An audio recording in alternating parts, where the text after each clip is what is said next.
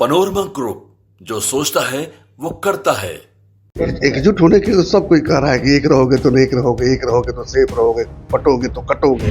हर बाप की इच्छा होती है कि बेटा हमसे आगे निकले, तो वो कोई बड़ी बात नहीं है। अगर अपने बेटे को मुख्यमंत्री बनाना चाहते हैं, भले उसके लायक हो चाहे ना हो, तो वो भी ज़्यादा सीट मांगेंगे, कांग्रेस ज़्यादा सीट मांगेगी, तो कितना सीटों पर लड़ेंगे। सुन VIP को भी ले लिए हैं साथ में, इस बार बड़ा साथ में मछली उछली खा रहे हैं लोग। रोजगार दिया सुनकर हंसी आती है, ले दे के 16-17 महीना रहबे किए, दे दिए रोजगार हो। ऑर्गेनाइज क्राइम तो नहीं ना हो रहा है, अपहरण उद्योग नहीं ना चल रहा है, कोई उद्योग नहीं ना चल रहा है, मुख्यमंत्री के आवाज से डील नहीं ना हो रहे हैं। ये सब पूछे ना अपने माता पिता से कि क्या होता था। करता हूँ कि मैं अपनी सीट उसको दे दूंगा या मैं अपनी गद्दी उसको दे दूंगा, तब जो है वंशवाद कहा जाएगा। लेकिन यदि वो राजनीति में आना चाहता है, या डॉक्टर बनना चाहता है, या इंजीनियर बनना चाहता है, या सिविल सर्वेंट बनना चाहता है, तो उसकी इच्छा है, करेगा। अभी राजनीति निशान जी ने आपसे कहा है क्या? तो जाके कान में फूक आए हैं तेजस्वी यादव के, राहुल गांधी के, कि हम खाली करने वाले हैं, बेटा को बैठाने वाले हैं। नमस्कार, आप हैं न्यूज़ 4 नेशन पर। मैं आपके साथ अभिजीत सिंह। 2025 चुनावी वर्ष है, ऐसे में बिहार की सियासत है वो काफी गर्मा गई दिल्ली चुनाव के बाद।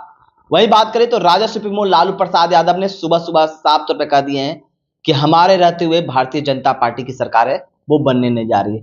वही उनके साले हैं वो बड़े खुलासे कर रहे हैं और कह रहे हैं कि जब वो मुख्यमंत्री थे तो CM हाउस से फिरौती लिए जाते थे। इस पर बात करने के लिए हमारे साथ हैं इंडिपेंडेंट MLC हैं सच्चिदानंद राय जी। सर, कैसे देख रहे हैं बिहार की सियासत? 2025 में चुनावी वर्ष भी है और लालू यादव इन दोनों एक्टिव दिख रहे हैं और कह रहे हैं कि हमारे रहते हुए बिहार में बीजेपी की सरकार नहीं। लगता है कि लालू जी की उम्र भी हो गई है और कुछ सेहत खराब रहा है, उसका भी असर हो गया उनके याददाश्त पर। उनको तो यही पता नहीं कि पिछले 20 साल से NDA की ही सरकार है, बीच में थोड़े महीनों के लिए छोड़ दी जाए तो, और अभी भी बीजेपी के 2 उप मुख्यमंत्री हैं तमाम मंत्रियों के अलावे।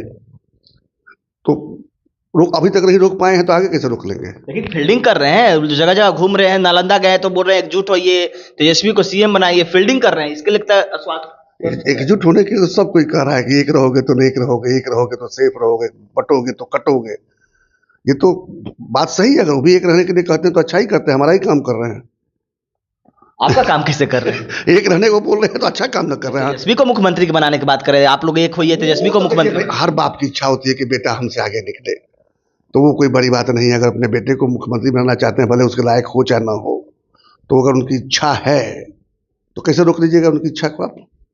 आप लायक नालायक की बात कर रहे थे, विपक्ष नेता है, विपक्ष के मैं नालायक नहीं बोल रहा हूँ, बोल रहा हूँ हम कह रहे हैं कि उनके पिता अगर समझते हैं कि मेरा पुत्र CM बनने के लायक हैं, तो उनकी सोच को तो हम नहीं बदल सकते ना, लेकिन उसके लिए तो जनता से वोट लेना पड़ेगा। थक गए, नहीं मिल रहा है, कहाँ मिल रहा है वोट? विपक्ष के नेता इतने बड़ी 2020 में सबसे बड़ी पार्टी बनकर उभर के आई सामने, आपने भी देखा होगा। हाँ, ये बात तो सही है कि 2020 में सबसे बड़ी पार्टी बन के आए थे, क्योंकि चिराग पासवान जी जो है सो 120 सीटों पर अपना बागी कैंडिडेट खड़ा करा के, और नीतीश जी और कुछ कांग्रेस कुछ भाजपा के भी सीटों को डिस्टर्ब किए थे। 8% वोट काट ले गए थे, तो 8% वोटवा कट जाने के बाद तो सत्ता के करीब जाते हुए दिखे, इसमें कोई संदेह नहीं है। ये क्या करेंगे बेचारे, उनके कुनबा में कांग्रेस भी है जो 70 सीट लेता है और 51 को हार जाता है। इस बार भी लेगा हारने के लिए, क्योंकि लोकसभा में उसने दिखा दिया है कि हमको 8 सीट दी, हम 3 जीते। उसी तरह से अब इस बार तो कम्युनिस्ट भी नहीं मानने वाले हैं। 3 सीट मिला था, 2 जीते। उधर भी उनका स्ट्राइक रेट बड़ा बढ़िया था, टोटल 19 में जो है सो 12 या 13 सीट जीत गए थे लोग। तो वो भी ज़्यादा सीट मांगेंगे, कांग्रेस ज़्यादा सीट मांगेगी, तो कितना सीटों पर लड़ेंगे। सुन VIP को भी ले लिए हैं साथ में, इस बार बड़ा साथ में मछली उछली खा रहे हैं लोग। तो VIP भी 15-20 से नीचे मानेगा नहीं, तो बचेगा को वो सीट। लेकिन कांग्रेस भी देख रहे हैं, आपने बीते दिन देखा होगा कि कांग्रेस के जो सांसद हैं, वरिष्ठ नेता भी है कांग्रेस को, वो कह रहे थे अपने स्पष्ट करे, कांग्रेस को अपने नसीहत दे रहे थे पार्टी को भी, क्या गठबंधन के साथ लड़ेंगे या अकेले लड़ेंगे। देखता है कि कांग्रेस भी तीखी तेवर देखा। वही मैं कह रहा हूँ ना कि कांग्रेस अगर हट गया तब तो ऐसे ही शक्ति खत्म हो गई, तब तो 10 सीट जितना भी कठिन हो जाएगा। और कांग्रेस अगर साथ में रहेगा तो 20 तक पहुंच सकते हैं। दिल्ली चुनाव के नतीजे देखें किस तरह से कांग्रेस वहां पर आम आदमी पार्टी के कारण नहीं, खैर वो 6.5% ही वोट मिला था, कोई बहुत ज़्यादा वोट नहीं मिला है। और भाजपा ने अच्छा परफॉर्मेंस किया वहाँ पर, भाजपा 45.5% से भी ऊपर वोट लेकर आई है। तो जब लोगों ने पसंद किया, वो केवल निगेटिव में उनका वोट काटने से नहीं हुआ है, वोट अगर उनको नहीं मिला होता तो शायद आधा वोट भाजपा को मिलता, आधा आपको मिलता। ऐसा थोड़ी है कि वो वोट सब आम आदमी पार्टी का था, वैसा नहीं था। तो कुछ वोट कांग्रेस के लोग भी तो कैंडिडेट खड़ा करते हैं तो देहज भी तो कुछ वोट होता है ना, जो खड़ा होता है कैंडिडेट उसका अपना वोट भी कुछ होता है। तो उस तरह से 5-5.5-6% पाने वालों को कोई बहुत बड़ा फैक्टर नहीं माना जाता। लेकिन ये जरूर है, कांग्रेस समझ रही है कि अगर इसी तरह से हम जमीन छोड़ते चले जाएंगे तो क्षेत्रीय दल उनको हमेशा के लिए राजनीति से आउट कर देंगे, इसलिए वो लड़ाई लड़ेंगे। लोकसभा के चुनाव का जो समय जरूर एक बार प्रधानमंत्री बनने का सपना जागता है तो थोड़ी एकजुटता दिखती है। लेकिन जब क्षेत्रीय दलों के साथ में जब क्षेत्र में चुनाव लड़ना पड़ेगा, प्रदेशों में चुनाव लड़ना पड़ेगा, तब उसको समझना पड़ेगा कि गठबंधन की राजनीति करने से उनका जमीन जो है सो खत्म हो जाएगा। इसलिए अभी इस चुनाव में काफ़ी कुछ होने वाला है। आप एक बात मान कर चलिए, कोई कुछ भी कहे, वो जंगल राज का दौर जहाँ पर कि मुख्यमंत्री आवास से फिरौती का डील होता था अपहरण करने के बाद, वो नहीं लौटने वाला है। बिहार के लोग उसको स्वीकार नहीं करने वाले हैं। युवा की बात कही जा रही है। तेजस्वी यादव ने 17 महीना का कार्यकाल को काफी भंजाते हुए भी नजर आया। आपने देखा होगा बिहार में घूमकर करें 17 महीने में जिस तरह से हमने काम किया, बिहार में युवाओं को रोजगार दिया, तो युवाओं की आप बात ज्यादा करने लगे हैं। रोजगार दिया सुनकर हंसी आती है। ले दे के 16-17 महीना रहबे किए और दे दिए रोजगार। हो उनका निर्णय था रोजगार करने का, मुख्यमंत्री थे वो, तो वो मुख्यमंत्री थे क्या, रोजगार दे दिए वो? आप लोग भी कुछ भी सुन लेते हैं, आपको क्वेश्चन नहीं करते हैं। उनके कलम से होता था, कैबिनेट का हेड वही करते हैं, कैबिनेट का वही चेयरमैन होते हैं, मुख्यमंत्री होता है, सरकार का निर्णय होता है। उसमें ठीक है, उनका भी हिस्सा रहा होगा। पिछले सरकार ने निर्णय ले लिया था कि ये वैकेंसी निकालनी है, उसको मोहर लगाओ। संजोग से उनके समय में ये बहाली हुई, जब रिक्तियां होती हैं तो बहालियां भी होती हैं, अभी भी हो रही हैं, आगे भी होंगे। जहाँ तक सवाल रहा रोजगार देने का, उस व्यक्ति को समझ नहीं है रोजगार कैसे दिया जाता है। अगर समझ होती तो खुद को रोजगार के लायक पहले बनाए होते। एक मुख्यमंत्री का बेटा मैट्रिक भी पास न करे, कहीं सुना है आपने? और ख्वाब देख रहा हो मुख्यमंत्री बनने का। हाँ, किसी गरीब का बच्चा होता है, स्कूल नहीं गया, या माता पिता उसको पढ़ा नहीं सके, या बाल मजदूरी करने के लिए उसको काम करने के लिए छोड़ना पड़ा, तो समझ में आता है। अब दिल्ली के आर के पुरम के डीपीएस में पढ़ रहे हैं और ऐश करके निकाल दिए, और आज भी ऐसे ही कर रहे हैं। आज कौन सा क्या कर रहे हैं वो? क्या ऐसी काबिलियत उनके अंदर आ गई है कि बिहार की जनता उनको मुख्यमंत्री के रूप में स्वीकार करे? बिहार को घूम रहे हैं, बहुत कर रहे हैं कि अरे घूमने को तो बहुत लोग घूमते रहते हैं, हमारे घूमने से क्या होता है? बिहार में युवा की बात करेगा तो काबिल युवाओं की कमी है बिहार में, सब तो पलायन कर रहे हैं। अब जाके थोड़ा सुधार हुआ है, जब से नीतीश जी ने विकास पर ज़्यादा जोर लगाया है, तब से थोड़ा सुधार हुआ है। कारखाने खुलने शुरू हुए हैं पिछले 5-7 वर्षों में, तो कुछ पलायन रुका है।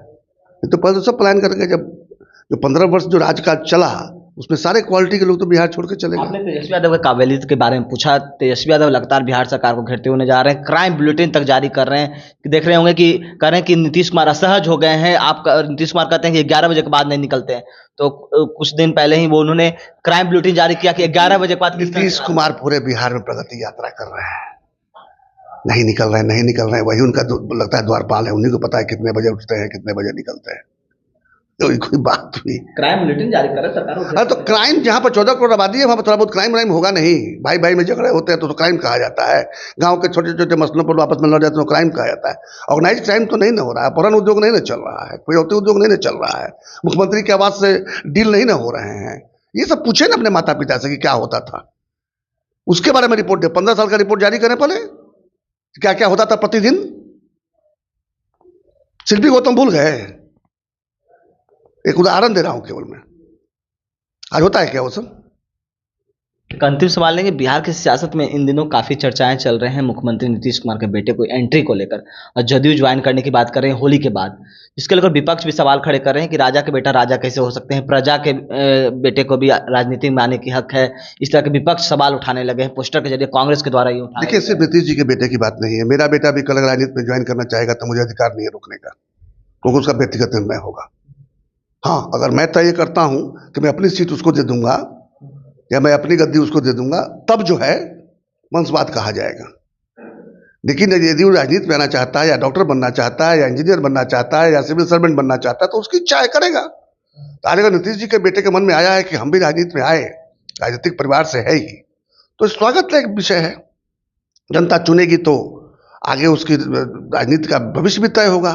लेकिन कांग्रेस वाले कैसे कह सकते हैं, वंशवाद के ऊपर कमेंट कर सकते हैं, जिसकी चौथी पीढ़ी वंशवाद से चल रहा है, इसके बाद भी कोई होगा तो वंश का ही कोई होगा, और सीधे राष्ट्रीय अध्यक्ष होता है।